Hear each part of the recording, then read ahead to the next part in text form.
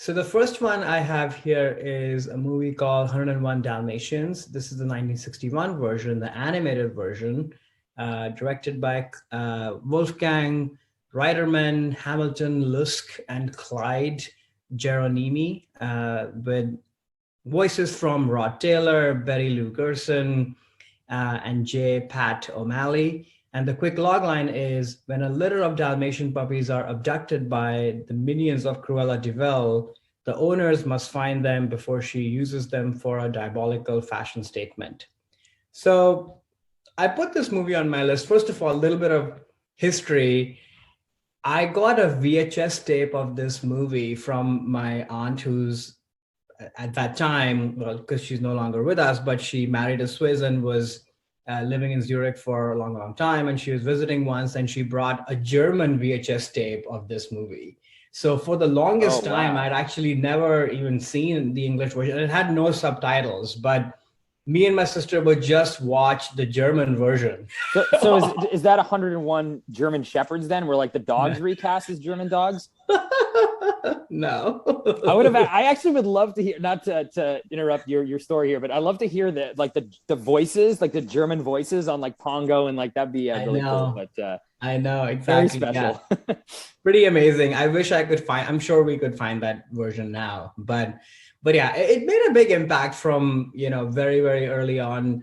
And there's something of course, the dogs were super adorable, super cute, but I think there's something about the animation style of this movie, which I'll talk about a little bit later, that made a big impact on me right from the get-go. But zooming out, I think why I put this movie on my list from a thematic standpoint was, to me, this movie is about the unconditional love that dogs give you and can often even save you.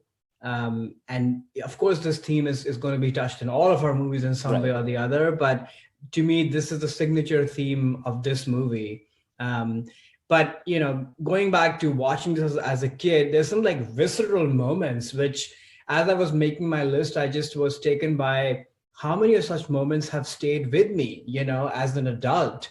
But Lucky, the puppy, not making it, but then making it, Cruella mad driving, like these are indelible images from childhood that I can never shake off. But watching it again in preparation of this list, I don't know, I was just so struck by how beautiful the animation is, hand drawn, how quiet the movie is. And it's sort of interesting to compare this with all the versions of Cruella and this movie itself, which are quite manic and loud, versus this movie just feels so quiet, and you're in the breadth of the character and the story, and you're transported back to London.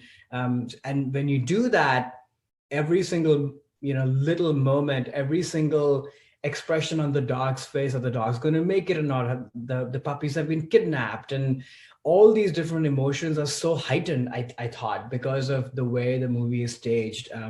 But yeah, I think the movie is just so adorable. The animation is so great. Me and my sister, we had like a little stuffed animal dog. We named him Pongo. It was a Dalmatian puppy. So, and this is, like I said, we didn't have a dog for the longest time. So I think this movie in many ways for me was a little bit living vicariously through the movie, and just imagining that if we had, a dog, or maybe a bunch of dogs just showed up somehow, and just the way the movie ends, where they're like, 101 dogs in their bedroom. And I still remember my dad would just like walk out of the room when that scene would come. It's like, this could never happen. Like 101, can you imagine so many dogs in one house? This would be a nightmare. And we would be like, sounds pretty great, actually. Yeah, it's like your dream, his nightmare, basically. Well, and now I would say my nightmare too, actually. Because watching it again, I was like, oh, hell no. I mean, what's going to happen? This is ridiculous. So yeah, I think it's a sweet movie, and has sort of lived with me through all this time. The one kind of deeper thing that I was thinking about, and I haven't fully formed my thought on this one, but in many ways, to me, Cruella and her ambitions, if you were to think about it in a different way, perhaps represents how some people can almost be like selfishly possessive about dogs in a way that they almost sort of own them. and they are off them, if you will, as opposed to, making a family with them where they are individual people who are part of your life and your family. And maybe that's what the movie is trying to say, that there are different kinds of people who have different associations and quote unquote love and fascination with these beautiful animals. And it sort of shows you what that can do. Because, this is true in human relationships too, that the line between love that's constructive and destructive is pretty thin. If you kind of go to the other side, things sort of get out of hand. And maybe that's what this movie is really getting at. So yeah, that's my number 3, 101 Dalmatians. Nice. Yeah, definitely a true Disney classic. So I had seen this film as a kid a lot of times on the Disney Channel and on VHS tape. It was never one of my favorite Disney films. And actually, I haven't probably seen it in 30 years. And it was actually very interesting rewatching it, because you said, memories that you had of this movie that stuck with you forever. For me, it was more like buried memories. Like I'd watch it and be like, oh my God, I remember this. Like it was like a fever dream of like waking up from and be like, oh my God, yeah, of course. Like the moment you called out, for sure. I'm like, oh yeah, that's right. It was like I was remembering the movie as I was watching it, which is kind of an interesting experience.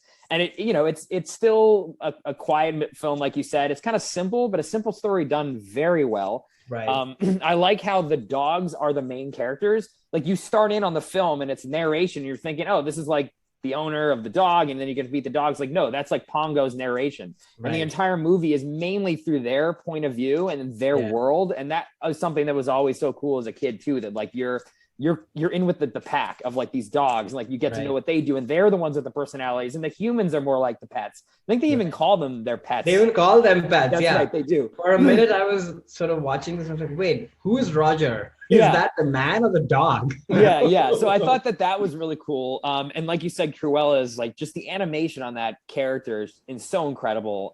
Definitely an incredible villain, and no wonder she is still like stands out, even in a way like above this film. In the remake that they made with Glenn Close, it was more around definitely Cruella, and then she got her own movie recently. It's like she is so important in like the Disney villain, pantheon.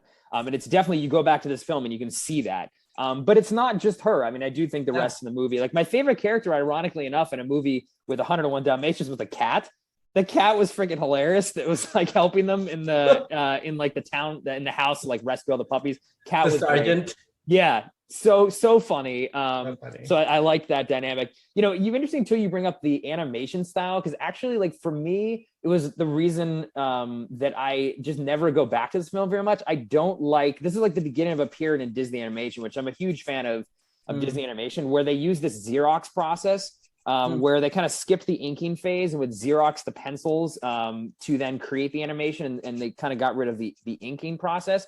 It was a cheaper process. Sleeping Beauty had just come out before this movie, which is my favorite Disney film, but a giant bomb for the studio and almost brought them under. So they had to like cut costs. And this movie was a big hit and kind of saved Disney animation. But through that style, which then was continued on in the 60s and the 70s, and really not until the Disney Renaissance, so they kind of get rid of it. I was kind of turned off by all of those films because of that style. Just never really landed much with me. But yeah, it was really fun to rewatch this. Like I said, just a very enjoyable movie. In the end too, I was kind of like, wow, this is so cool. But I was like, wait a second, like 101 dogs, like what are they really going to do? But you don't really think about that as a kid. It's more just like a cool thing. So definitely this, a movie that it is a Disney classic, and it, watching it again just proves that. If folks haven't seen it, dedefinitely recommend it. Totally. And actually on the animation point, I didn't mention this. When I watched it, my memory of watching this this movie as a child was, the animation is kind of very dark. But maybe the version that I watch now is just like restored or recolored or what have you, but it felt a lot brighter. Well, the German version might have been more like German expressionist or something. Possible. Was it, very possible. It's like 101 Dalmatiner. Yeah. Did you know German at all? Little bit. Okay. So it wasn't like you're watching a movie where you have no idea what's going on, but that's kind of fun actually, to watch a movie about animals where you actually can't understand them. So it is more like real life in a sense. Like dogs do have communicate to each other in different ways. I mean, it's not as vocal, but humans don't know what they're doing. No. So it's sort of, you got to experience this movie as if you were a human watching a bunch of dogs. You're like, I don't know what's going on, but I love that dog, That's cool. Yeah, and plus, it's great storytelling. So even if you don't understand the words, you follow along. That's just true. How most Disney movies, if well done, are. But yeah, it's funny you say this, because Sleeping Beauty is just so incredible, and then the more modern versions starting from the 80s and such are also so bright, and this interesting kind of more dull. I didn't know about the inking process part that you talked about, but now that you say it, it's quite visible. But I think it suits this movie. It's tonality. I need to watch other movies from this era to kind of have a full perspective on it. But this movie sort of has a bit of a melancholic, macabre sort of undertone to it. I always remember this from a childhood time too, that this movie was kind of dark. I wasn't always just putting this VHS tape in to be in a happy, joyous mood. It had to be a different kind of a headspace to watch this movie. Yeah, that is true. I don't really know what the vibe is, but it is like there is a bit of a darker or somber vibe. I mean, maybe it's just the plot of a woman who wants to kill puppies and make a coat. I mean, that's pretty dark anyway, but that's a good point. There's that. There's also sort of loneliness, I think, in the movie, especially as the movie starts. Like, Roger's apartment is just like basically a homeless, I shouldn't say homeless, but because he has a home, right. But like a hoarder's apartment, basically. Yeah. It's like he's pretty a mess. Bad. Hey there, it's Alex. If you like the review and discussion Karan and I just had, make sure you subscribe to our channel, Movies That Shaped Us, to get full episodes. Every other Wednesday, Karan and I cover a topic around important people, places, events, and moments in our lives, and then explore it through 3 of our favorite movies. Subscribe right now, or follow our podcast on Spotify or Apple Podcasts via the link in the description below. Hope you join us for the journey.